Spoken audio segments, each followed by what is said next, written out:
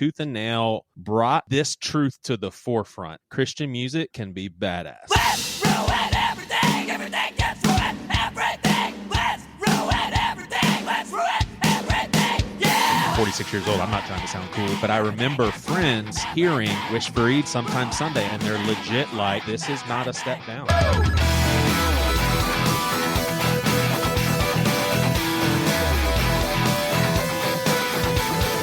I was in a bad spot and was just eating up some Black Mirror. I was watching it every night, loving it. The world sucks, people suck, life sucks. And I remember sitting before God and being like, oh, I'm in such pain. And he's like, well, then what are you doing? As Christians, we felt punk rock about our beliefs. Not only do we now have music that we don't have to explain, but it's also representing our faith. To put me away, 'cause I believe in possibilities, and that's not okay. You got the drawers on your pictures of God. God, let's just make a precious definition. They'll spend him to run. An artistic depiction of a thing is not necessarily an endorsement. It could be anti. All depends on the context.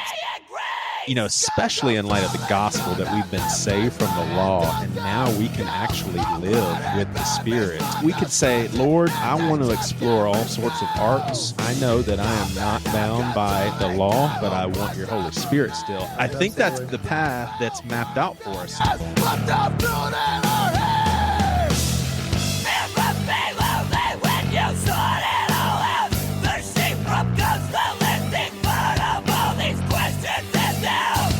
Yeah, Jeff Bailou's ministry-esque industrial metal thing. It was like a more intentional ministry-wise? Well, no, I mean, no, you meant the band. The band ministry. You tricked me. That is so funny. I was thinking, I didn't know that he meant that as a ministry band. The breaking point was the 90-Pound Wuss album, We're a Meager Die of Self-Interest. That was something that really spoke to me and my goth sensibilities. I would bring that record to church, and I got like a sit down and don't bring this around anymore. The youth pastor was like, I sat down with it, I read the lyrics, you need to knock it off. And I remember being like, dude, what we can't do. All power from the strong, he says, molesters the children. All that he does is true and good, and no one can resist now. Ever overthrowing who sits on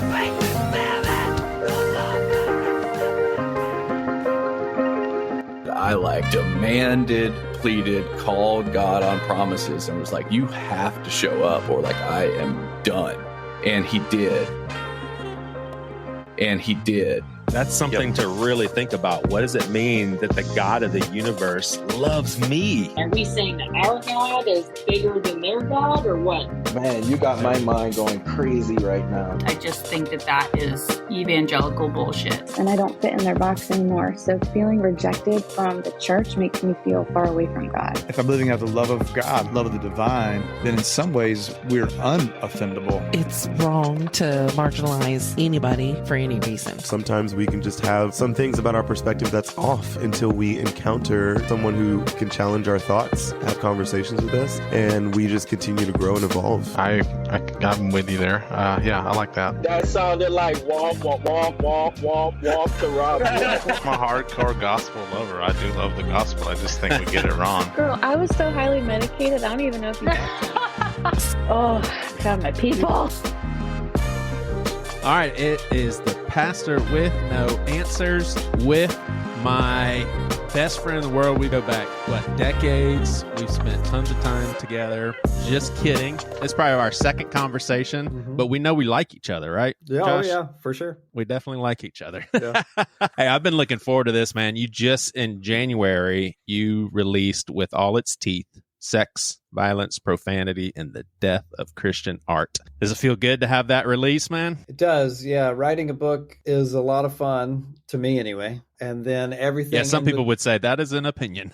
Yeah. I actually deeply enjoy the writing part, and I don't like everything after that. Yeah, the editing and design work and all. I mean, it's all very satisfying. It's like making anything. People who make anything will understand. Everyone has their parts of the process that they like and don't like. I like the actual creation of the thing. And then it's very satisfying to see it to fruition, for sure. And to be able to hold it and go, wow, look, there's a thing that I made. But the work that is required to make people aware of the fact that you made a thing is not always the most fun. I mean, I like things like this. I like having conversations and talking to people about it. But, I'm not Mr. Social Media. I have to get on social media and tell people I wrote a book. I feel like a doofus sometimes. That's a long answer to say, yeah, it feels good to finish another thing. And then you got to do some work you don't like and some work you do like, all part of the process, I suppose. Well, let me tell you how I prepped for this conversation. Like, I've been doing this for so long, it typically is just easy anyway, but this was so easy. Oh my gosh. All I did is I went and I read a little bit about the book, and I read reviews on Amazon. But before I even read reviews on Amazon, I just read what the book was about. And I thought, what questions would I come up with just knowing what the book is about? And I wrote out a bunch of questions. And then I read the reviews and a little bit more, and I filled in some gaps. A lot of this stuff is things that I would talk about very naturally. I'm excited about it. But let me ask you something that just happened to me, given you and I have similar backgrounds. What do you think about this? And this is a very close person to me. I love them to death, so I'm not going to mention their names because I don't want it to sound like I'm making fun, but we will get a chuckle out of this. And at the same time, it's a serious question. I was talking to somebody. They sent their spouse to Sam's Wholesale, and the person that was going to Sam's was supposed to run some errands first and then go to Sam's at 10 when it opens. He made some mistakes and basically went straight to Sam's. It was it was 9 o'clock and they were already open. So he tells his spouse, I went to Sam's. And she's like, yeah, but they're closed. Why'd you go now? You were supposed to go later. And he was just like, well, I just didn't know, but they're open. And the other person's like, man, I cannot believe they're open. It must be a God thing, because I looked it up last night and I saw they were open at 10. If they are open at 9 and you drove all the way over there, that's a God thing. So first of all, the phrase God thing is just funny anyway. But question that I have, so I don't see it as a God thing. I see it as mistake on the internet. Hey, we just decided to open an hour early, or maybe they just changed the policy and the update hasn't been made on the website. Do you agree with that first? Like that assessment? Would you be like, come on? Okay. So far, so good. So my second question is, do you think that there's any harm for them to just correlate God into that? What the hell? That was a real good thing. Must be a God thing. Like, is there any harm in that from you and I who would say, probably not a God thing, it's probably just normal? They want to attribute it to God. Any harm in that? Well, yes and no. I think that there's kind of two dimensions of it. One is the question of like providence, and the other is a question of gratitude. Providentially, I agree with you. I don't think personally, and I would not presume to know exactly what God, it's possible, I guess, that God, by intervention of his spirit in people, moved things around to accommodate this random mistake. Right. It's possible. I doubt that that's what happened. It doesn't seem like, under normal circumstances, that's how God operates in the world. And there's all kinds of contingencies that would, like you said, it's probably just a bad listing or an old hours that were posted somewhere, or someone made a mistake down the line. I love my parents though, man. You probably could already pick that one out. I was like, I wasn't going to say anything, but so yeah, it doesn't seem like that would be the case based on everything we know about the nature of Sam's Wholesale and listings, and just the way God ordinarily intervenes and doesn't intervene, at least according to my theological perspective.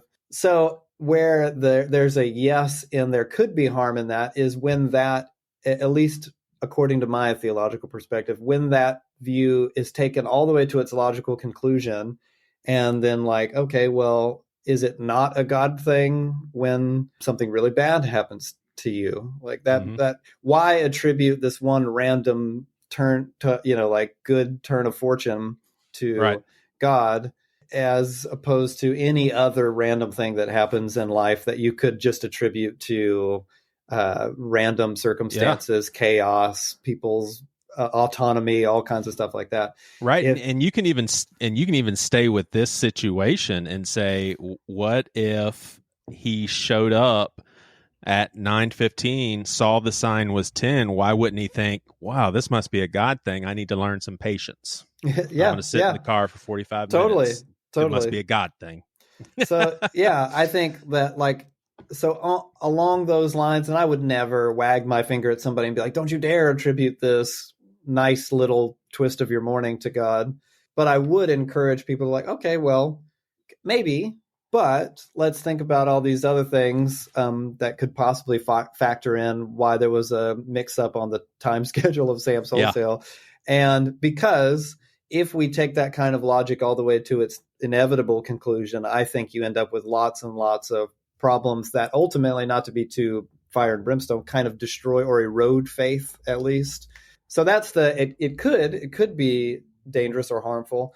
On the other hand, there's a moment I think about a lot in my own life when I was on tour playing music, and some friends and I had gone to New Zealand to play a festival, and some Kiwi folks had tricked us into taking a hike that they said would take 2 hours. It took 10.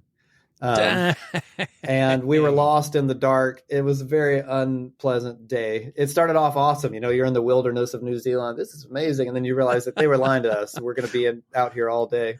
We may not make it. You went from beautiful day to don't know if we're going to make it out of this day. And they're like, oh, it's hilarious. They're lost, And we didn't think it was funny at the time. But there was someone amongst us who I consider to have kind of a mature spiritual formation, especially in terms of his intimacy with God, his closeness to God, and his sense of gratitude for the things of God. And there was a moment at the end of the day where we were everyone was wet and the sun had gone down. Now we're all cold and everyone's miserable and complaining. His cantankerous mood had infected the entire atmosphere. And we're like, man, we're so cold. And he's like, we should pray. We should pray and ask God to warm us up. And that's not what you want to hear when you're grumpy, someone being more mature than you are. So he's like, hey, God, we're real cold, and he wasn't being facetious, and he wasn't even being kind of pious. He just had a good natured, I don't know, why not? Let's just pray. And we kept on walking. And then a few moments later, a really warm breeze came in and warmed everyone up. And we were near the coast. So there were all these natural phenomena that you could attribute to this, well, really, this warm front came in because of this. And this dude started celebrating and worshiping. And he was like, oh, man, that's so cool. We asked God to warm us up. And then we got warm. I think in that moment, I was no longer grumpy, but I was genuinely curious about the theological implications, not to be that guy. And I was just like, well, I don't know, is it that we asked God to warm us up and he sent a warm front in, or is it that we just, we happened to be walking, it was warm. And I realized the dude, he got all that. It wasn't like I was blowing his mind. He was like, oh, I know. I mean, I know it. He's like, but we did ask for something and then it happened. So I'm grateful that we got the thing we asked for, even if it's not necessarily that the hand of God came down. And so I think he had a really balanced perspective that steered him naturally toward gratitude. Mm-hmm. And that's something that I'm sorely lacking in my, I kind of lean toward cynicism and pessimism by my personality, which is not a good thing. It's a bad thing. And I remember thinking good Lord, what a wonderful way to navigate, with the maturity to be well, I know that it's not necessarily a God thing in the specific, unilateral theological sense, but it is a God thing in that I wanted something, I asked for it, I got the thing I wanted. I can be grateful for that. And I choose to attribute that gratitude to God, even if, it wasn't his direct intervention in the world. We all know that, sure. I mean, there are people who exemplify gratitude and they're typically nicer, more generous and kind. Yeah. So I think in that sense, there's probably something really healthy about being hey, man, morning turned out pretty good. Must be a God thing. In that sense, being just choosing to, the definition of prayer I give to my people in church is life with God. You're just being a God thing, meaning, cool, a good thing happened to me. If that's what you mean by it, then I think that's probably pretty healthy and pretty wise and mature. If what you mean by that is God kind of interfered in the fabric of space time specifically to change the hours of sex. And I'm not saying I don't believe that God interferes in space. Of course, I believe, as a Christian, that God is involved and active and he does things and he intervenes. prayer, all that stuff. But, I tend to think he probably doesn't change the hours of Sam's, right, based on a fluke, but I could be wrong. But I don't really think that if you're like, well, I don't know that God specifically did that just for me, but I'm grateful. And I choose to see this as something that even in the small things, of God's like presence in my life, that's probably a wonderful thing. So yeah, more power to the parents. yeah. And I think you and I went in different directions with our faith. Like I would say that I deconstructed tons and I'm still a Christian. So what I've noticed with myself personally, that I am much more able to now hear a theological perspective that I don't really jive with and yet can find some truth in it, what you just described. Like I'm thinking, God created this day, they lucked out. They ended up getting there early. Praise God, praise God moment. How about that? Yeah, I like that language. I think that's helpful. All right. So this took me about 2 minutes to come up with some funny scenarios that I had when it came to secular and Christian and all of that. You're going to love these. All right. So the earliest one that I can remember, we were in youth group and I was probably 12 years old. So I was fresh in youth group and we got word that somebody had the new Bon Jovi. And I don't remember what the album was right after Slippery When Wet, but it was badass. The first song is Bad Medicine.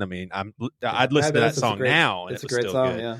What's that album called? Are you looking it up? I'm looking it up right now because I want to know too. I had Slippery When Wet on cassette, and I want to know what the follow-up was. It's on the tip of my tongue. It's a known album, just not as known as Slippery When Wet. But somebody at youth group had it, huh? It was New Jersey. Came right after Slippery When Wet. So we're like, oh, somebody brought that cassette, and then we all really wanted to hear it, and so we're literally walking around, sneaking, listening, and it. Now looking back on it, it was almost just like, oh, somebody brought cocaine? Okay, let's we're all sneaking as like we're sneaking Bon Jovi. All right, so I was the kid that my parents would not sign a permission slip for educational trips to movies. So when kids went to field trips to go see Glory, Schindler's List, I was that kid who stayed home. I had our youth group went to go see Dakota Motor Company. Do you remember them? Yeah, of course. Yep. That was Peter King. Peter King was on MTV as like a VJ and a host of Sandblaster. So here's the thing. We went there and there was a, oh my gosh, what was the opening band? Oh man. It's named after someone. They definitely tried to sound like Nirvana. Oh gosh, that's going to kill me too. I'll have to find that one out later. But anyway, our youth pastor, there was a big old sign that showed Peter King and advertised his role in that MTV show. And we had about 3 of us that were keeping our youth pastor distracted from seeing that, because if he were to have seen that there was any involvement in MTV, we probably would have had to leave. All right, so here's another one. After Christian Skate Night, this kid was talking to us, and we were talking about Immortal album. Listeners, is an industrial band from back in the old school Christian days, and I think my brother asked him, what do you think about that album? He said, well, I listened to it all the way through, but in some of the songs I heard, amongst all the songs, I heard Breast and A. So it's a running joke.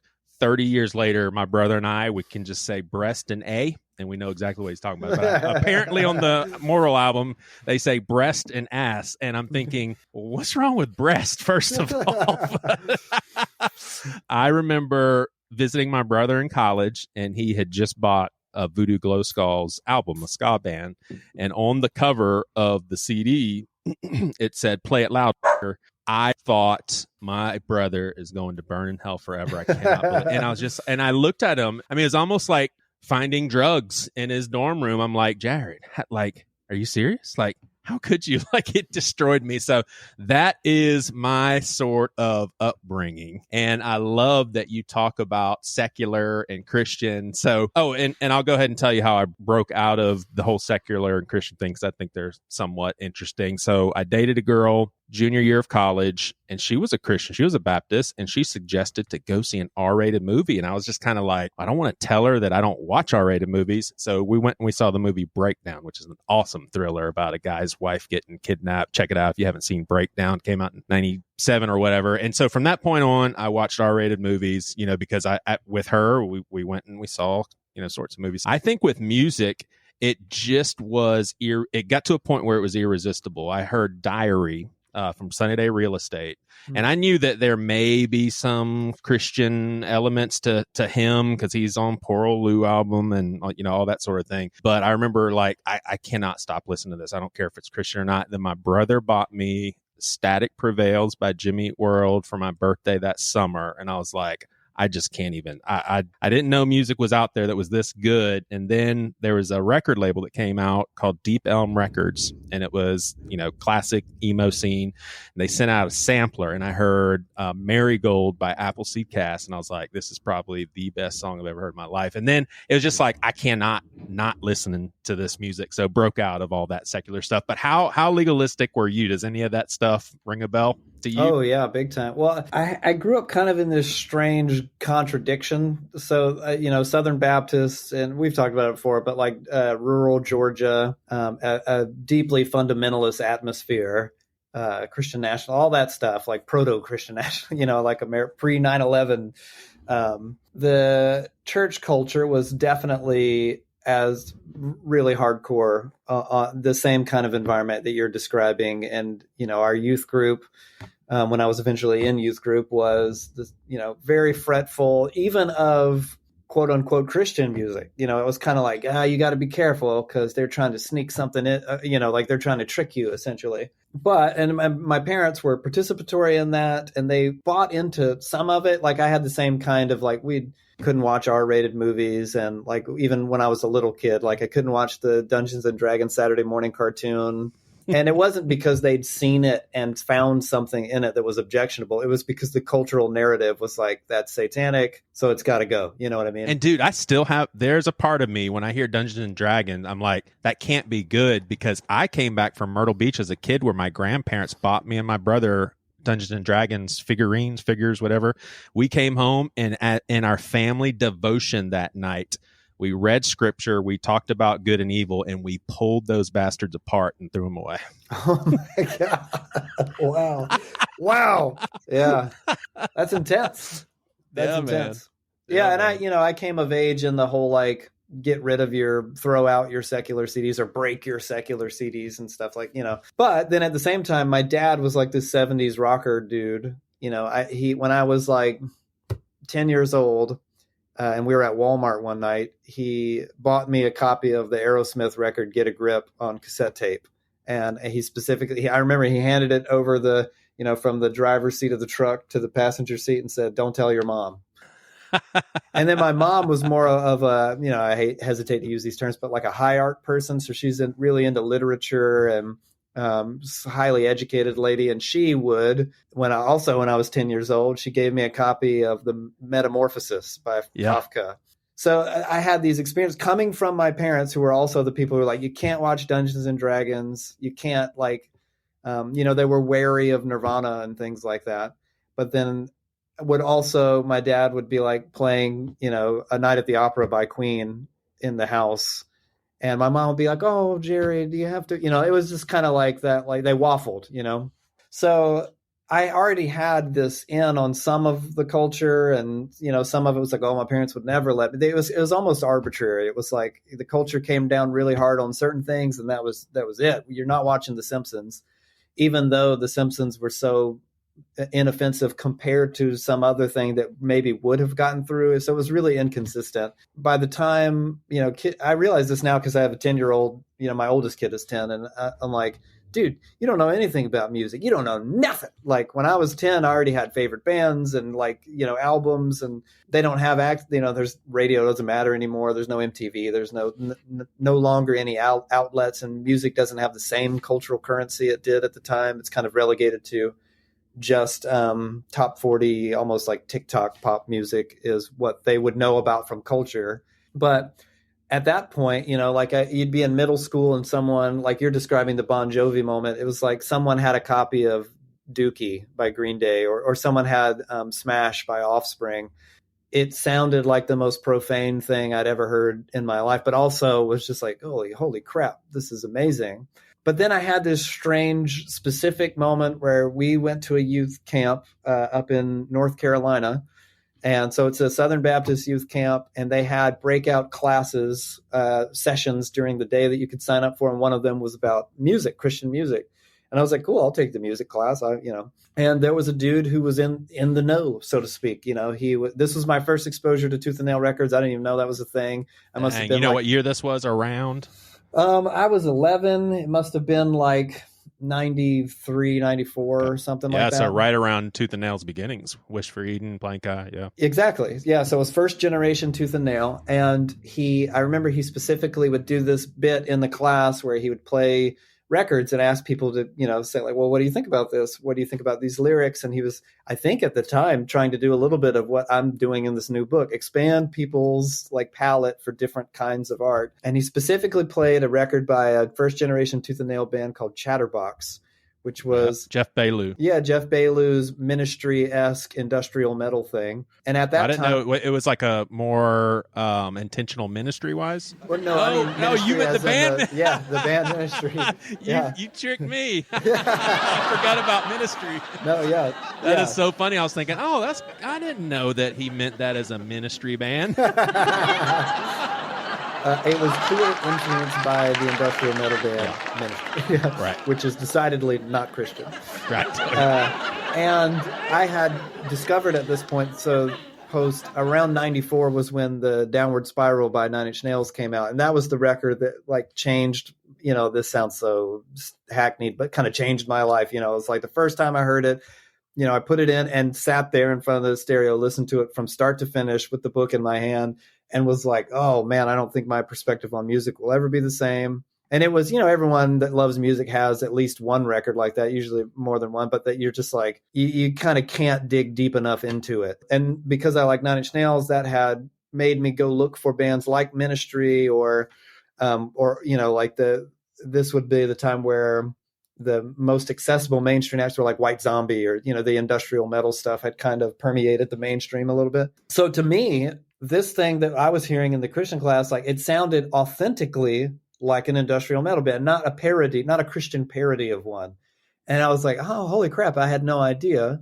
And then I went and talked to the guy afterward. I was like, where did you find this? And is there something else like that? And he asked me about more records I like. And I was like, oh, well, I like the Offspring record. I was telling him, I like industrial music. I'm into this, but this was also when skate punk had become a mainstay of like MTV. So, bands like Green Day and Offspring would be on the weekly top 40 all the time. And he's like, oh, if you like that stuff, you should try this. And he gave me a copy of the first MXPX record, Pokin' At Ya. Mm-hmm. It sounded more punk than the Green Day record by far. It was like way more rough around the edges. It was faster, really abrasive, like vocally, it was really abrasive. I was like kind of flabbergasted. I was like, it felt to me edgier and more underground, I guess, than Green Day. Everyone I knew liked Green Day.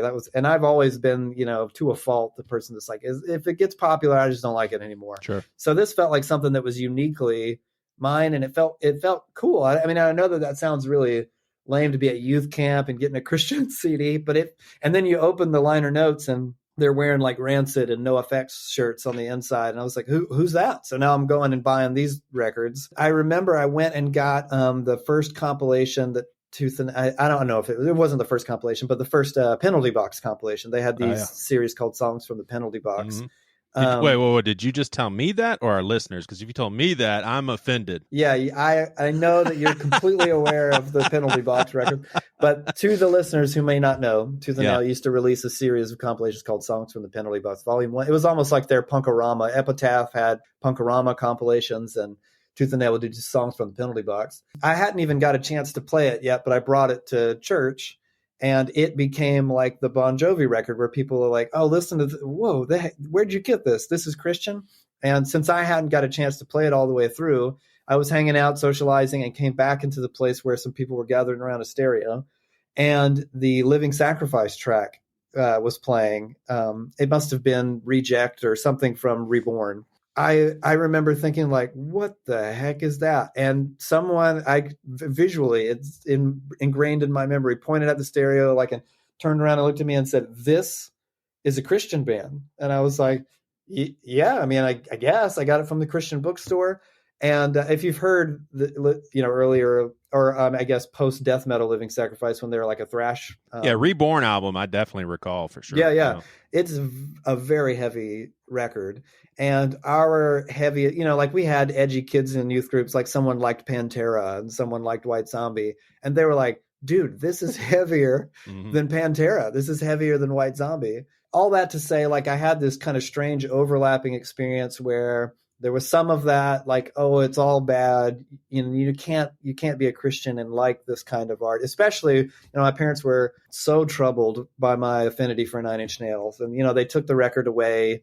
They broke that was my Dungeons and Dragons. They broke it in front of me. Like, you cannot let this sin into your life. But then at the same time, I was having this almost overlapping experience where I'm like, there seems to be a credible world of authentic, not a put on, not a parody. Because, I'd been raised on Christian alternative music. I don't mean to assess the authenticity of these bands, but there were often bands that record labels like Forefront, and they were part of the CCM machine that felt like you described the opening act of that you went and saw, like they were trying to be Nirvana. All right, here's a band that clearly wants to offer you a Christian version of Bush, or something like that. When I discovered Tooth and Nail, it felt to me like these guys don't sound like they're trying to be anyone else. In fact, they sound more on the cusp of like relevance than these mainstream acts. It's edgier than Offspring. It's heavier than Pantera.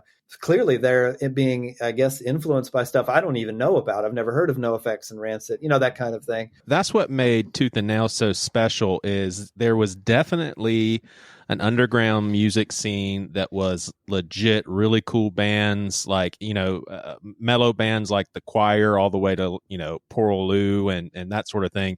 But it's like Tooth and Nail brought this truth to the forefront, and that was Christian music can be badass. And I know, I'm not trying, I'm 46 years old. I'm not trying to sound cool, but I remember friends hearing Wish for Eden in the car, Sometimes Sunday in the car, and they're legit like, this is not a step down. Yeah. Like like giving it creds. And it was a lot. That's the thing, is Tooth and Nail, you have Brandon over in Seattle seeing all these acts, and he's like, holy shit, I just got to sign all these guys, I mean, it really legitimized the music scene, for and Christians. The diversity of genre represented by even first and second generation Tooth and Nail, to me, was this semi-utopian moment in underground music where my friends and I would buy these compilations. Compilations were a wonderful thing back then for indie labels that you could, for really cheap, they were ordinarily like $5. They'd have 20 songs on them, and you'd end up buying like 7 of the albums because I bought a solid state compilation, heard Zayo for the first time. So I bought 2 Zayo records. But you had a record label who would release Zayo and Joy Electric, who had industrial metal bands like Chatterbox, or Clank was an early thing that they had, but then would have these kind of first wave emo acts that sounded like Sunny Day Real Estate. They didn't sound different, or if they did, it sounded respectably different, not like they're trying, but they don't know how to do it. And then you had bands as heavy as Living Sacrifice, and then you had pop punk bands. That kind of diversity wasn't really represented by similar indie labels at the time, like an Epitaph, who did have a diversity of punk rock music for sure, or Hopeless Records. These are other record labels that we'd go buy compilations, and we were punk rock kids and really into that kind of thing. But to us, Tooth and Nail sincerely lived alongside that pantheon of underground music, and not like, trust me, it's cool, it's Christian, but if you give it a chance, like it effortlessly played alongside those things. So my upbringing, I had that I completely had that experience of like the apprehension of culture, the fear of culture, especially when it came to art and entertainment. It's all bad. Don't watch rated R movies. Don't, watch The Simpsons. Don't listen to this kind of music. But then it was a God thing. It was a God Yeah, thing. there you go. This other world kind of infiltrated my experience. And so God was just showing off, brother. he God was, showing man. off. To me, it seemed as if what Trent Reznor was doing on the Downward Spiral was, singing about his experience and his worldview through in a really, really unique and creative way.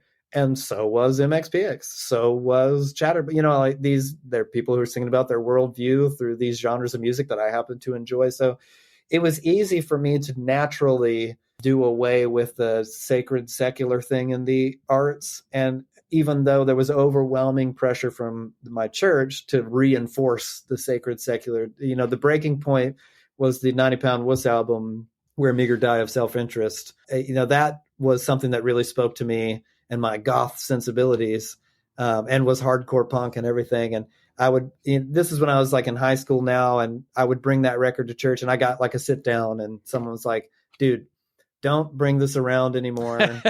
Like the youth pastor was like, I sat down with it. I read the lyrics. It's not cool. You need to knock it off. And I remember being like, dude, what? Yeah. We can't even like talk about sincerely like Christian, and in this case, like kind of blatantly, explicitly Christian music. And by that, I mean, like, it wasn't highly metaphorical songs about Jesus, that kind of thing. And that story right there is what fueled the fire, because as Christians, whether you liked it or not, we felt punk rock about our beliefs, because not only do we now have music that we, like you said, that we don't have to explain, but it's also representing like our faith. Well, I'll tell you this. I remember I would see things like this happen where I guess I'd call it like a unhealthy form of punk rock Christianity. We would see, I saw a kid get saved in youth group. And I mean, he was, living a reckless lifestyle and listening to all the secular music. And it was almost overnight. Next thing you know, he's complaining about MXPX follow-up albums, not talking about Jesus enough. He became punk rock about his faith. And so that actually, I think, fueled this fire of, we do believe in and Jesus and the cross. What's up? You hear this music we're listening to too? It's just kind of like a punk rock feel to it all. Yeah, totally. And punk rock lends itself to like kind of a gatekeeping mentality. Is it punk enough? Is it authentically punk? Prove that it's punk. Is it, Mm-hmm. and then we create these arbitrary metrics of like, well, they don't look punk, the Breakthrough Refused record that changed everyone's lives in 98 or whatever it was, The Shape of Punk to Come. When it came out, there was a sense of like, what the heck? These guys look like the Beatles. Is this punk? Like, why are they dressing all mod? Mod isn't punk, That kind of mentality, lends itself to certain ideologies. Even straight edge was, like I never said this when I was traveling playing music, but I've been straight edge my whole life. But back then, it wasn't like people would be like, oh, so are you straight edge? I'd be like, well, technically, but I don't like to say that term because it with all this baggage of like this militance and self-righteousness, even more so than like the Christian punk scene. Honestly, there was like almost a gang mentality about straight edge, and the Christian gatekeeping philosophy, especially over indie music, punk rock music. And on the one hand, I understand because people develop this deep affection for the artist that they love, and they feel as if their lives have been shaped for the better by something that these artists have made. And then if our artist deviates from whatever it was that they said, or seems to deviate, there's a sense of like, well, hold on now. You were the person that meant something to me. And are you saying we're not, because we often lack the maturity to be able to say like, that's it, even if they don't believe what I believe anymore, that doesn't mean I don't have to believe it anymore. And it doesn't mean that the thing they made is any less meaningful to me now. This is something that I've desperately tried to communicate in the book across decades of conversations with people about art, is that of course there can be and will be something that so deeply offends your personal sensibilities that you just don't enjoy it. And that's fine. That's understandable. You shouldn't be made to feel like an idiot if you just don't like something, ideologically, and it affects your experience of it aesthetically. Yep. That said, it's probably healthy to have a baseline maturity that allows you to take in certain kinds of art and entertainment that are contrary to your worldview in significant ways, that you can still appreciate aesthetically, that you can still appreciate in terms of craftsmanship, and even communicatively, even if it's communicating something contrary to your worldview, and be able to say like, well, I don't agree with what the artist is communicating with this particular piece, but I appreciate this. I like this about it. And that, I think, makes us better artists. And it makes us, as Christians, for those of us that are Christians, it enriches our spiritual discipline of art appreciation, which helps us understand the Bible better. It helps us understand how we commune with God better, to have a more robust kind of palette for all kinds of different art. And the irony, in my own experience as an artist, is that for a very long time, I made the kind of stuff, I don't mean to hype it up or anything, but because it was always a small spectacle, but I made the kind of music and art that offended a certain kind of conservative Christian sensibility. Because it was too strange or too dark or too upsetting. And, the band I was in, Showbread, always had this battle with like the Christian industry, like, oh, they're not going to put it in Christian bookstores if you don't change this, or if you don't provide some kind of explanation. So that was always an ongoing conflict. And then, years and years go by, and just a couple of years ago or a year ago, Showbread made a new record that kind of was designed to accompany this book I'd written about deconstruction. And suddenly that backlash was just on the other side of the aisle. There was this outrage about like, how dare you call into question, what the way I see things? How dare you say this thing? I can't bear it. I won't hear it. I won't listen to it. And I found it like kind of incredible. I was like, well, you don't have to agree with it. And I would see, people would write me, or I'd see things online where they say like, well, musically, I really love it, but I'm not going to listen to it. I won't listen to it for a second because I don't agree with this and this. I'm like, ever since I'm not trying to like pit myself against people, but I think like when I was in high school, I was a Christian, and I bought a copy of Antichrist Superstar, because I thought it sounded awesome, like because The Beautiful People was on the radio, and I was like, it was undeniably a catchy song. Oh, and I would have felt so convicted at that. Like, I think that's neat that you had that journey. Like, I don't have any reference point of like enjoying just all kinds of music in high school. Yeah. But I mean, like, I think that it was almost by accident, but I was able to play a record like Antichrist Superstar, recognize the things that he's critiquing. And I was even able to say, oh, he's kind of right about this, and he's kind of right about that. I fundamentally disagree on this thing, but aesthetically, it really speaks to me. And I even like the imagery and the way that it's used in this, even still now, it's such a pervading, standoffish, like, well, you said something I don't like, therefore I refuse to receive any of it. And I think that often puts, not always, but often puts us at a kind of spiritual deficit if you're not able to even wander a wing of an art museum and, be able to recognize certain aesthetic qualities in works of art and find in them something to appreciate. And, I think that this is something that really matters to God. Art really matters to God. And that's not like my quirky idea I made up. That's evident from Genesis to Revelation, just in the story of the scriptures. God prefers art as his means of communicating with people. And it's often really dark, really upsetting, or abstract or confusing. Give us an example of a preferred means of God communicating when it's upsetting. Well, like the majority of God's speech in the Bible is depicted as poetry, like quantifiably. If you count God talking to people throughout the Old and New Testament, the majority of it's poetry. And the biggest volume of poetry that we have in the Hebrew scriptures is the Psalms. And most of the Psalms are not pretty they're beautiful poems, but they're not overtly uplifting and celebratory, at least not start to finish. There are psalms that are about despair, suicidal ideation. There are psalms that are about a deep sense of God's absence, and that don't then resolve themselves. Some psalms are beautiful, and they're like, Psalm 69 comes to mind, where it's like this, like the waters are over my head. I'm in complete despair. And the psalmist even says, like, my eyes wear out looking for God. Like, that's how hard I'm looking and not seeing God. And then there's a resolve. He says, but I will trust in you. There's a kind of a decisive, like, even though everything's awful, I decide to trust in God. And I think that's how we assume all the dark Psalms go, but they really don't. A lot of them do not resolve. A lot of them end on that note of agony, and that's just it. It's just like, there's no one, there's nothing.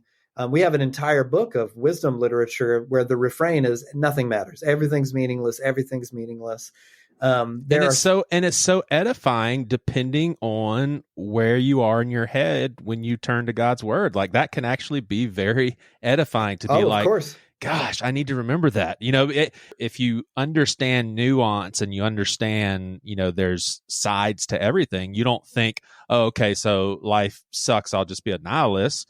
No, you're like, life is really beautiful, and my gosh, at the end of the day, it doesn't matter. It's all going away. There's truth to both of those things. Exactly. Yeah. Because you're talking about understanding it in the context of the greater library of scripture. We don't read Ecclesiastes 1:1 and go, oh, dang, I had no idea. Nothing matters. Therefore, I'm a nihilist, like you said. Well, we just understand that it has its place. And then I love the way you put it, that it can be uniquely edifying, even in a dark place, to have a sense of solidarity with the author and with God, to know that like, oh, okay, so this is not alien to the human experience. This is part of the human condition to struggle with a sense of meaninglessness or purposelessness in life.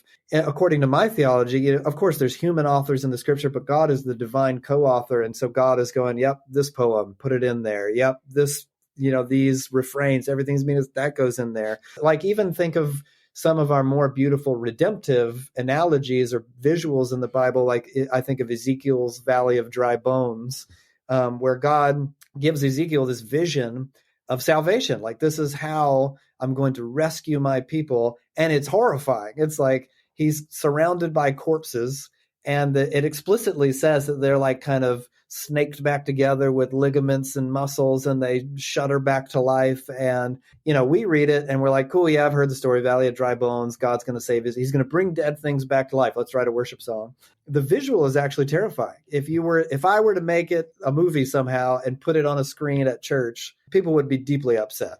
But that's how God chooses to communicate the hope of salvation. Think of even the way that Jesus, when he his first mentions of what would become the sacred practice of communion and the Lord's Supper is, if you don't eat my flesh and if you don't drink my blood, then you don't have life in you. And we're explicitly told that the audience is like, what they're like this, the actual quote is, this is a hard teaching. Who can accept it? And then Jesus turns to his friends. He's like, are you offended? Are you offended too? But doesn't say, hey, don't worry, it's a metaphor. It's going to make sense later, and yet the culture of Christian arts, at least in Western Protestantism, has this kind of aversion to anything that could possibly alienate anyone. The idea is to make everything as palatable and comprehensible as humanly possible, lest anyone possibly misunderstand anything, even slightly.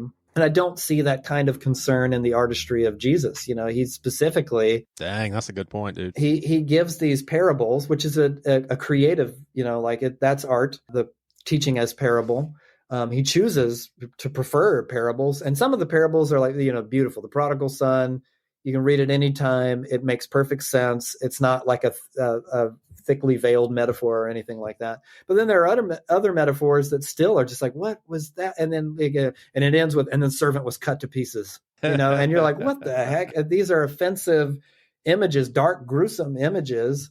And that's how Jesus is like, this is how I'm going to communicate the truth of salvation, of judgment, and of of things to come. That's the art of God. That's the artistry of God. And if you read like the scriptures with an eye for when does God preferring wild visual symbolism or poetry or parable, like if you were to cut each one of those instances out, you'd end up with a pamphlet. It's just so, I sat down to write this book.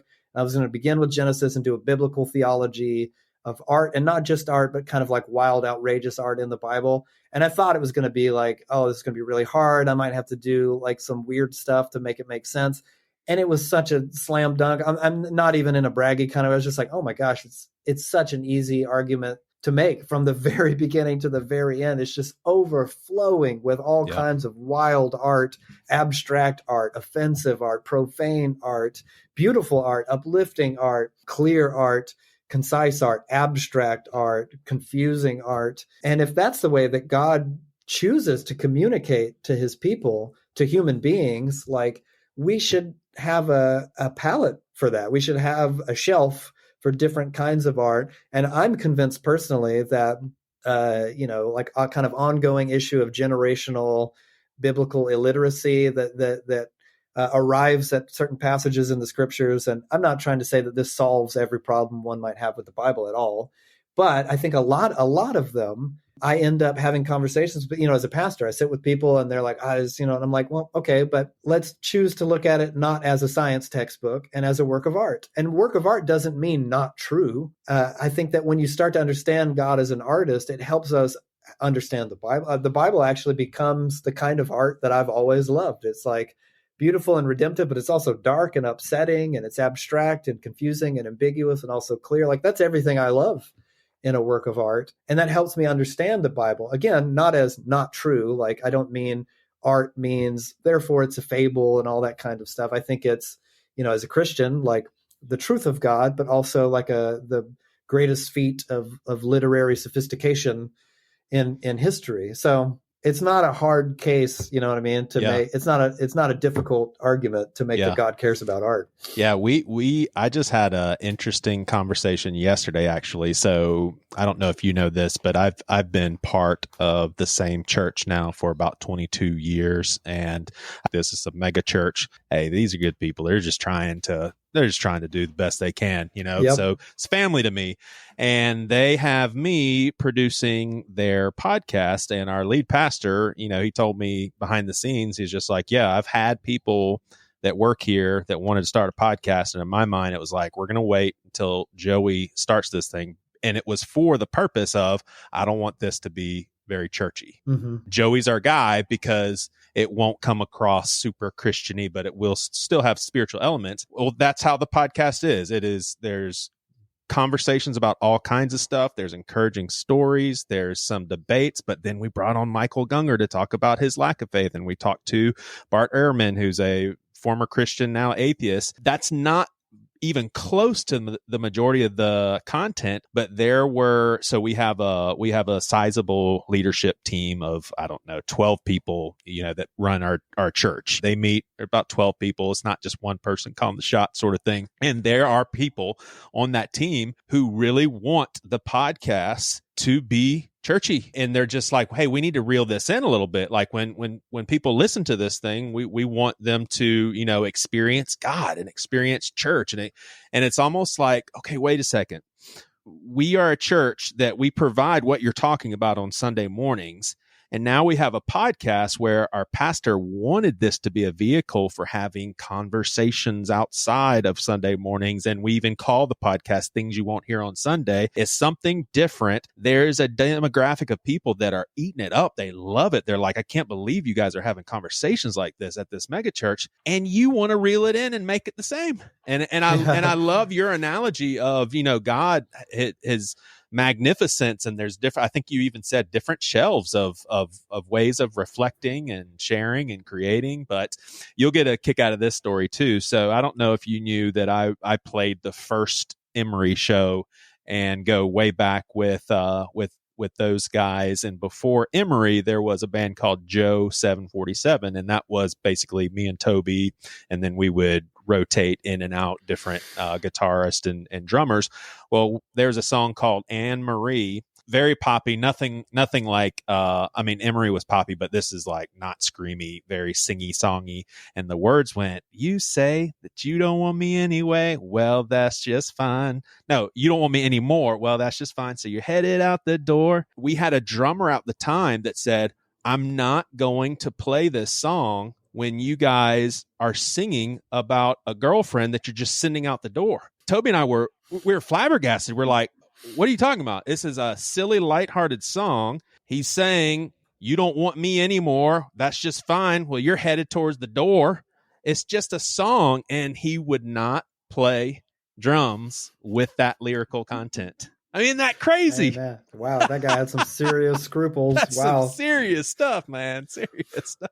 I actually want to try to get in like 5 or 6 more questions. So weave in the contents of your book with it, but I'm going to try to jump from one thing to the next. So the first one would be, there is an element of, I think, places where you and I would say, hey, there was a line crossed. Like, I have no desire in seeing paintings of Jesus doing pornographic sexual acts or Jesus dressed up like a demon drinking blood. Like, I don't like that. And I would say a lot of it is even offensive to me. However, Jesus on a t-shirt slam dunking a basketball, I don't care. That's fine. Honestly, there's people who wouldn't like that shirt, but they wore the whole his pain, your gain, bench press this shirt with it that made Jesus look like he was Batman, Arnold Schwarzenegger or whatever. To you, where is the line of art and then shit? That's just blasphemous, dude. Like, why would you even like that or listen to that? And I'll say this, I can listen to bands that are even hostile towards the faith because I'm thinking, what happened in their life to make them this way? I mean, what if they were molested by a priest? Would you then find this offensive that they have like some bitterness towards the church? Would that change the story? So I'm even fine with people not liking the faith and being, down with the Bible and all that stuff, if it's good music, but the blasphemous sort of thing, like my brother is into death metal, and I think that he kind of watches what he listens to, but a lot of it is super satanic. I just don't want that. Like, for you, where is there a moral line along these lines? Oh, yeah, 100%. And this is the question that, like, I did a whole series at my church on art, and that was the question that came up the most. And I think that generationally, there was a lot of concern. The younger folks in our church were kind of like, the mentality is, well, is there a line? If there is a line, objectively, how close can I get to this line without sinning? And then the older demographic in the church was like, of course there's a line, and you've been over it. Like, it's way back here. My answer is the often unsatisfying. I do believe that at least, like, you're asking about me. So, but in terms of broad audiences, I think that there are lines. I think they vary from person to person, which I think is, kind of implicit in your question and the way that you're asking it. We tend to, as Christians, wonder if, like, well, surely there's got to be something that's just not good for anybody. You know what I mean? And I'm hesitant to draw that line or approve of that line because I've seen how much it can vary from person to person. And your example is a great one because as a Christian and as someone who, like, takes what he believes very seriously, agree 100%. Like, it doesn't really bother me to hear like musicians or lyrics that are aggressive toward Christianity. Most of the time, to me personally, I don't mean to sound pretentious, but they're not even that thoughtful. At least in my experience, it's more kind of aggressive. Or sometimes, like I was saying earlier, you're like, well, I can see this point. They're critical of like the church establishment or something like that. That doesn't really bother me that much. And no lyrics. I mean, I don't mean to make myself sound like as if I'm invincible, but I find it very hard to imagine any anti-Christian lyrics that would make me go, oh my gosh, my whole life is a lie. You know what I mean? Right. On the other hand, exactly what you're saying, if there was this is such a terrible example to cite, but something that was so deeply blasphemous visually, to utilize the image of Jesus in some kind of hyper crass or deeply satanic, like overtly satanic way, like I would not be into it. I would not want to see it. And not because like, oh my gosh, it would just wound my personal sensibility so bad. It's just, I just don't want to see it, like I take this very seriously. I'm not into it. Like, and in that sense, it is offensive to me, but not in the sense that I'd like tear it off a wall or stage a protest or something. It's just I'm not into it. On the other hand, though, one infamous work of art that I mentioned in the opening chapter of the book and talked about in the sermon series I did at our church is a piece by an artist called Andre Serrano called Piss Christ. Yeah, it's actually called Immersion Piss Christ. And the way he made it is, he submerged a plastic crucifix in a jar of his own urine and took a photo of it. So it's, kind of the familiar image of Jesus on the cross in this, like yellowy, golden kind of you'd have to know it was P, but the name gives it away. Allegedly, I don't know the guy personally, but he claims to be a Christian. He's Catholic. Whoa. Yeah, I didn't know that. Since the creation of this work, defended it as a, and I quote, Christian work of art. He claims that his, the message of it, which I think it's a pretty thinly veiled metaphor, is it's about the way that we desecrate the image of Jesus. Wow. Or about the way that our lives dishonor Jesus. Sister Wendy Beckett is a Catholic nun who's also an art scholar. And her take on the piece was, she has this wonderful quote where she said, like, is it blasphemous? It could be.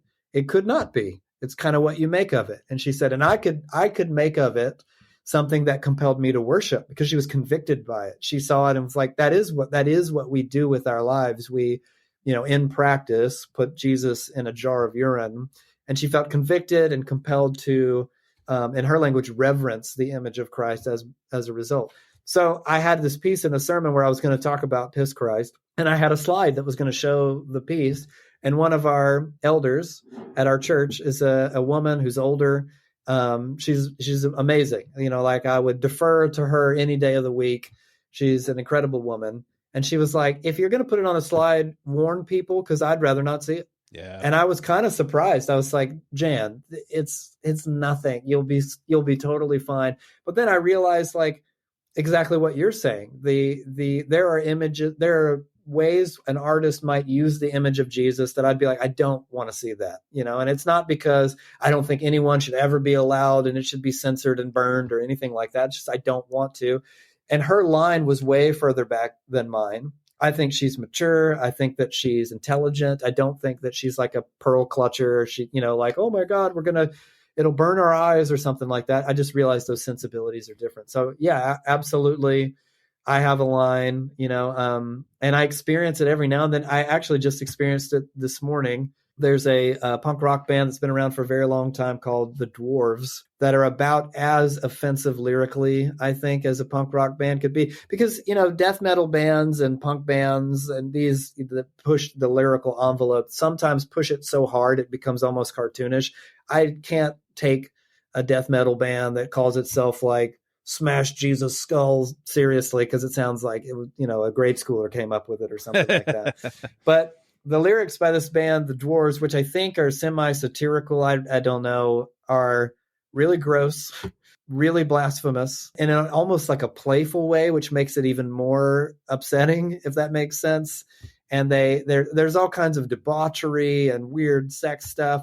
Musically, it's exactly the kind of thing I like very much. It's like really melodic with sophisticated melodies, but also like really edgy and hard. So it creates this real, every now and then, they put out a new record. I'll be like, oh, I want to hear this for a second.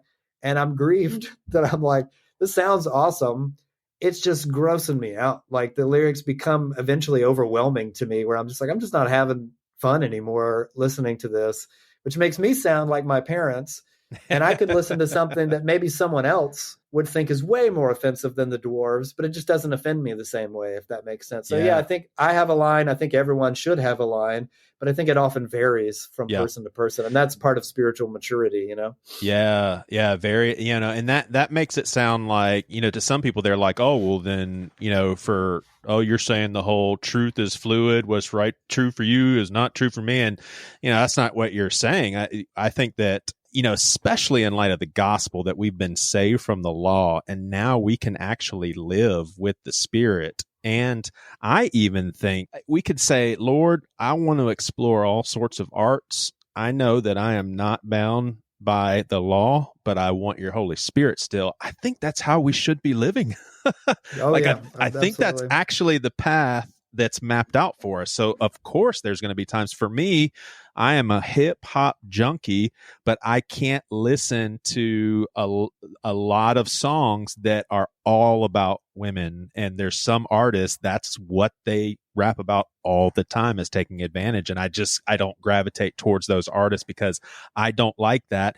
And, but I'm curious, like, do you see, we actually debated this on the Seacoast podcast I was telling you about earlier, horror movies, for Halloween. We had a debate on horror movies and whether or not there's a moral issue there. And I think there's very few times when there's a universal moral deal going on in entertainment. But I'm curious what you think of this example, and I'll throw violence and sex into the same equation. What if there is a movie and it is very artistically done, and let's say there's tons more to it, but part of the movie is there's a brothel where they're doing super, super kinky stuff. And there's also a part of the movie where some of the people that go to the brothel are merciless killers that kill people very violently. And there's other stuff about the movie, but the movie shows all of it. Shows all the kinky sex, shows all the violence. What do you think about that? Christians, go see it or avoid it? Well, I think, again, it depends on your sensibilities and level of maturity. And I agree 100% with what you're saying. I think that the panic that ensues if you argue that the line might be specific to the sensibilities of the individual at least in some cases, the panic becomes like, oh my God, are you just saying like everyone can just choose what they want to do? And that's never been my argument. The argument that I make in the book over and over again is that the way that we experience art and entertainment should be, like subject to one, our discernment, meaning like you have faculties and, like it didn't take, in other words, like an intervention of the Holy Spirit for me to go, gross, I don't want to listen to this anymore. I just recognized that it wasn't good for me. But discernment's not enough because we're faulty. Sure. So we need the conviction of the Holy Spirit. That's the practice of like regularly and routinely sitting before the Spirit of God and being like, search me, know me, find if there's anything offensive in me, and letting God tell us. And he has told me before, like, hey, this is not healthy for you, and you're loving it. You're just eating it up, and it's not wise. And me going, oh man, like you don't know God. I'm doing something artsy over here. One example that I use in the book is that I love Black Mirror. I'm not a TV guy, but I love Black Mirror. I think it's like brilliant, prophetic, and aesthetically, I just think it's really cool. But since my bent is toward cynicism, pessimism, and kind of honestly, if I wasn't a Christian, I'd be a nihilist. Like that's just the way my fallen, to use the language of the scriptures, like flesh kind of gravitates toward that. And I was in a bad spot at a certain point years ago and was just eating up some Black Mirror. It was like a new season had come out. I was watching it every night and ruminating on like, man, the world does. If you've seen Black Mirror, it's a really pessimistic, bleak show. And I was loving it. Like the world sucks, people suck, life sucks. And it was reinforcing this kind of like, and it's not true. That's just not really what I believe. And I remember sitting before God and being like, oh, I'm in such pain. I was going through a lot. And he's like, well, then what are you doing with this show? Like, and he didn't say like, oh, it's wrong for all people at all times or something like that. He was just like, it's not smart. Use your head. Like all you're doing is reinforcing the lie that you want to believe. And it's not true. Like, so we need discernment. We need conviction from the Holy Spirit. That was conviction from the Holy Spirit. And we need the accountability of community. You need, I call that church, but you need other disciples of Jesus who know your particular bents, and can call you on your crap. And will say, like, if I was in community with my other disciples of Jesus, brothers and sisters, and was like, they already know I'm not doing good, that I'm like struggling with despair and like self-loathing. And they're like, what'd you do this week? I've been watching Black Mirror all week. They would probably say, what the heck? What are you doing that for? You know what I mean? And so I think that there are rungs of accountability through discernment, the Holy Spirit, conviction, and we should be beholden to those things. I don't think that we are ever granted a kind of unilateral permission to choose whatever we want. That's just like not the way of Jesus. The way of Jesus is self-denial. And that's where we find freedom. So I believe that there is a tremendous amount of freedom to explore different kinds of art, even art that other people might find objectionable, but beholden to these other kinds of modes of accountability to other people. Mm-hmm. In that sense, I think that there are, I would say personally, definitely horror movies that depict terrible things that have a place in the spiritual formation of an individual, and you could cite easy Hollywood examples like the Exorcist in 1973 was like a huge cultural phenomenon. And, it became like it's kind of has this reputation for being the scariest movie of all time. It's just a fantastic I think it's not only the greatest horror movie of all time, I think it's one of the greatest movies. And The Exorcist was overseen by Catholic priests, and everyone except for the two protagonist priests, Father Marin and Father Karras. All the other priests are actual priests in the movie that acted as consultants to be like, oh, that's not actually the way we do things. So there was a concern for the authenticity. The director, William Friedkin, was not a Christian, but he was like, I want it to be consistent with a Christian worldview in this kind of like hyperbolic, stylized Hollywood depiction of demonic oppression and demonic possession.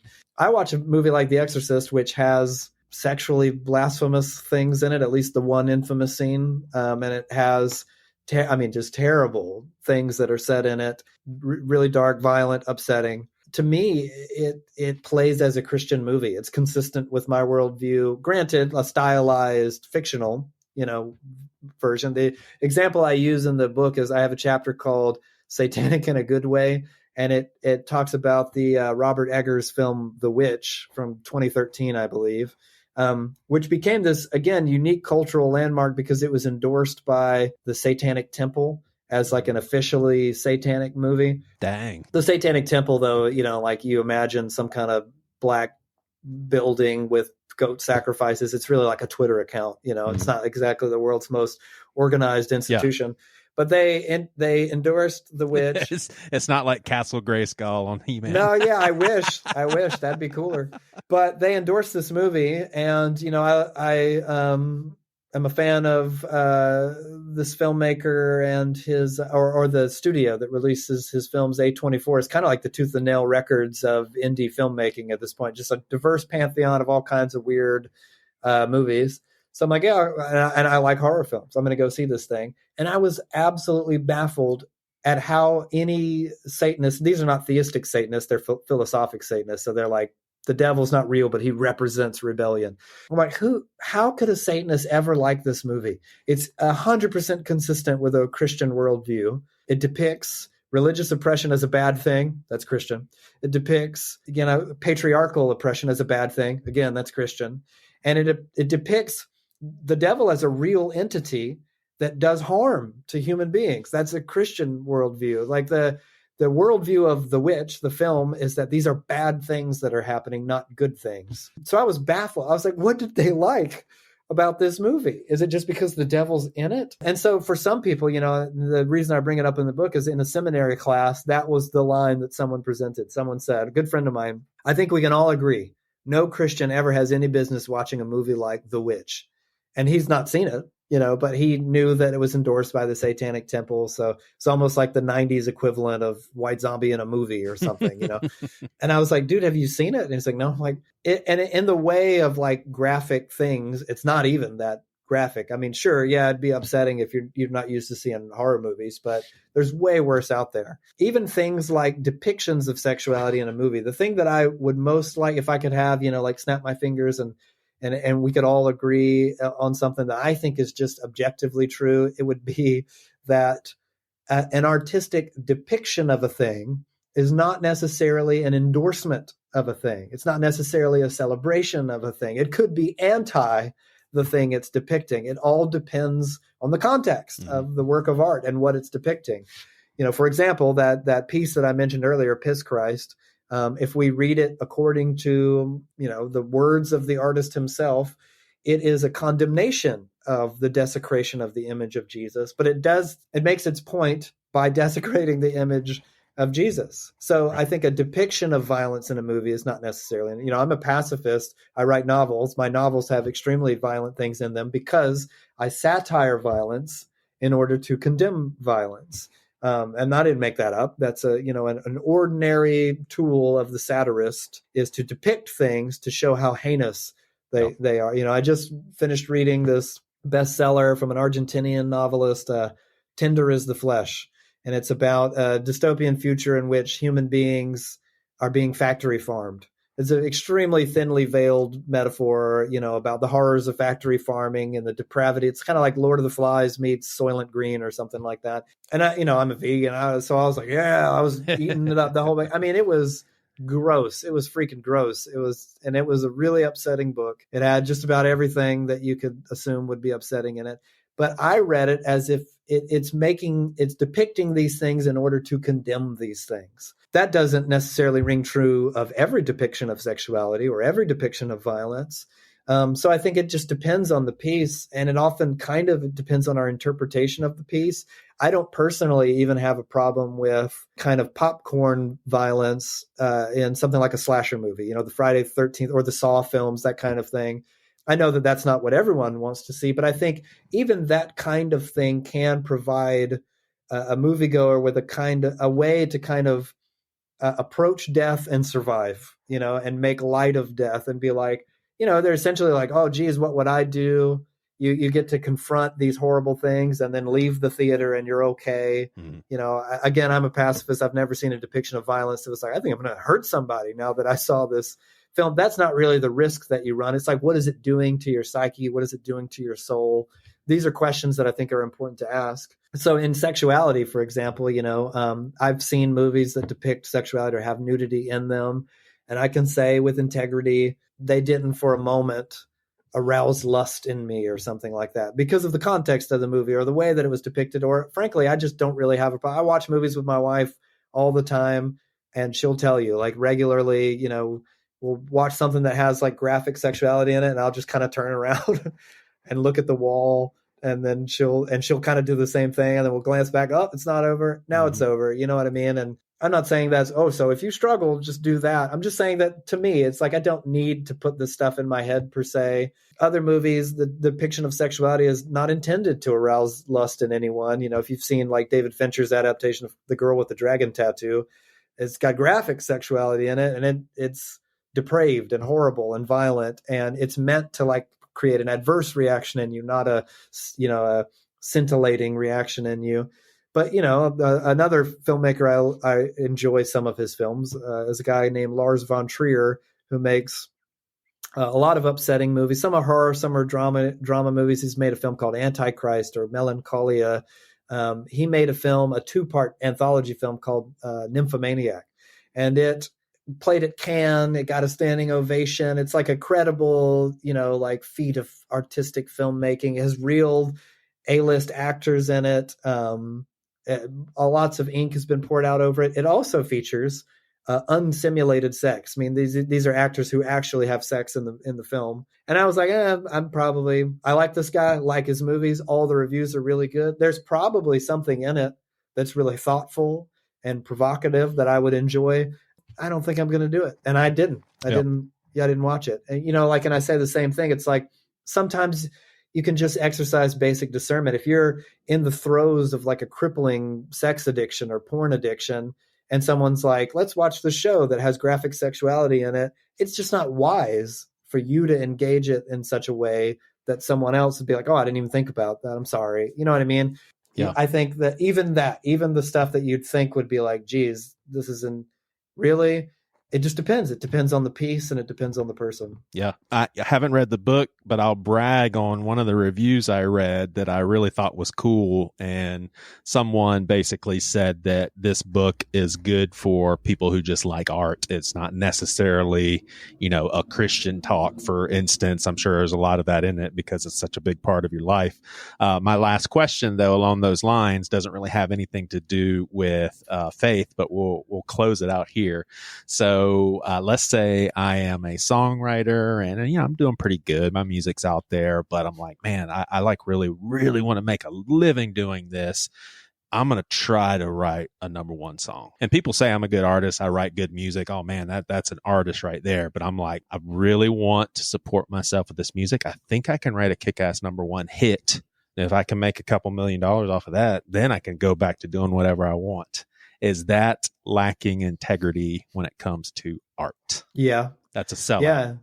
Yeah, I think so. You can't get the punk rock out of Josh, man. You can't. I feel really strongly about this in particular. But I would say this. I do think that there are, when it comes to art and creativity, there are purely creative endeavors. And that's when you're beholden to no one other than your convictions and God. Or, what I mean? Like, you make what you want to make. And I think that in a purely creative endeavor, you should not be beholden to an audience. like people you know, or like the wide audience that would eventually receive the work if you finish it. You should make what you want to make. For example, I write the book I want to read. I write the song I want to hear. You know, one of my favorite quotes, and I use it all the time, is from the novelist Bret Easton Ellis.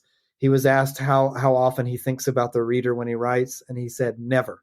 He said, I don't think about the reader ever, and I don't care. The reader is me.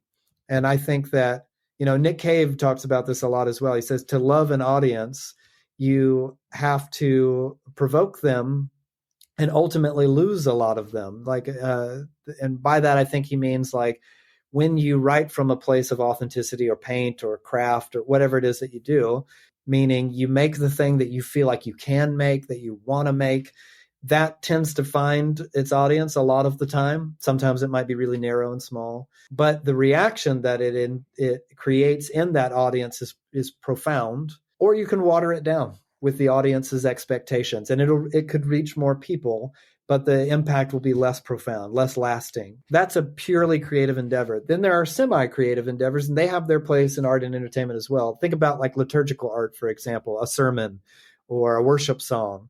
That should not be just according to your sensibilities, because it's expressly designed to facilitate a certain thing. Yeah, there's a worship function song, to it. It has a function. Yeah, it has a specific function. Writing sermons is a creative thing to do. You know, it takes ingenuity and craftsmanship and all that. But I need people to understand what I'm saying, you know, and I need my points to land. And so you compromise on pure creativity for the sake of clarity. And the same can be said about, you know, like entertainment as well. I think that we know for sure there are artists, they're still artists, they still make art, that do factor in the audience's expectation and financial considerations. And they think like it'll sell better, it'll play better, more people will get it, all that kind of stuff. And then therefore will be more beneficial to my livelihood. And it doesn't mean that it's not creative at all, but it is, I think, in principle, a kind of compromised creativity by definition, because you're considering something other than just the art for the art's sake. That has its place, and you can do that, and lots of people do. But I think it is a compromise of integrity to be like, well, I'm not really making the thing that I want to make. And there are artists who make the thing that they want to make, and it just finds a big audience. They're kind of, you know, the rare exceptions to the rule. But more often than not, I'm convinced personally that when you water it down, you kind of end up with the thing that appeals to most people, but at a lower superficial level. When you don't water it down, it appeals to less people, but in a more profound kind of way. But, you know, take it from a guy who's, you know, very few people care about the stuff that I make. So I used to always think that way, but now I can think along the lines of, like, imagine if you liked making these antique boats that your great grandfather made. They're made of wood. They're very sturdy. They're very durable, but I mean, they're handmade. You're making it takes days and days and days to make, and then you can sell it for a decent amount, maybe, or maybe not, make a decent living out of it. But it's like, that's what you love. You love doing what your dad taught you because his dad taught you, and you just love making these boats, but you're having a hard time making a living. But you're like, man, I could make, let's just think of a different financial endeavor, for instance. Man, I could do something that I saw online, or I can do this or that for $1 million. Then I have my income, and I keep making these boats and not have to worry about the financial stresses of doing something I love. I could put my example that I gave to you in that same category of an artist saying, this is the function. This is like with praise music. Mm-hmm. Hey, this function is to make money, and then I'll go back to my art. I totally see where you're coming from, but I could see someone, you know, doing it functionally, and I'd be a little more open-minded to it, I think. Oh, I get that. Yeah, I mean, like, think of Brad Pitt. I've read that his philosophy is like he chooses his movies based on the algorithm of like, one for me, one for them, one for me, one for them. So he chooses a role that's like, he doesn't care if it's successful. It just sounds interesting to him. And then the next role, it's like the blockbuster movie that's probably going to. That's cool. And he does that to kind of create a sensibility to his career, you know, that will enable him to do one for me as long as he does one for them. I think that just because it's a compromised creative approach doesn't necessarily mean that it's worthless. It doesn't mean that it's bad. It just means that they're different. They're different approaches. Awesome. With all its teeth, sex, violence, profanity, and the death of Christian art, go get it. It's been out for a good little month now. And Settle a Debate, we'll end it here. Settle a Debate between my brother and I.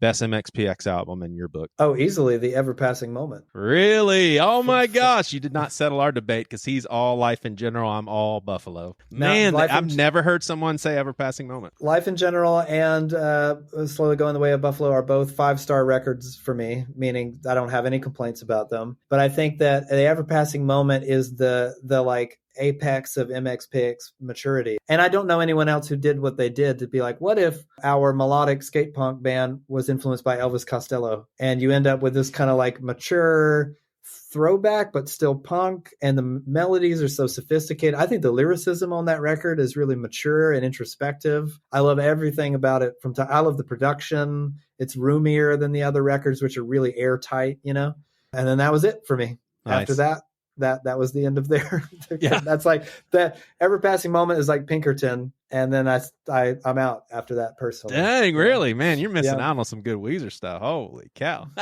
No, okay, we could do a whole nother episode there on you go. There you go. Hey, we could do a whole I was gonna bring up AI making art because we talked about that on the Seacoast podcast. I was like, we can't even touch that go forever and ever. Hey, this is great, man. I appreciate the time, and yeah, it's always good talking, so thank you. Yeah, dude, thanks for having me. It was a blast.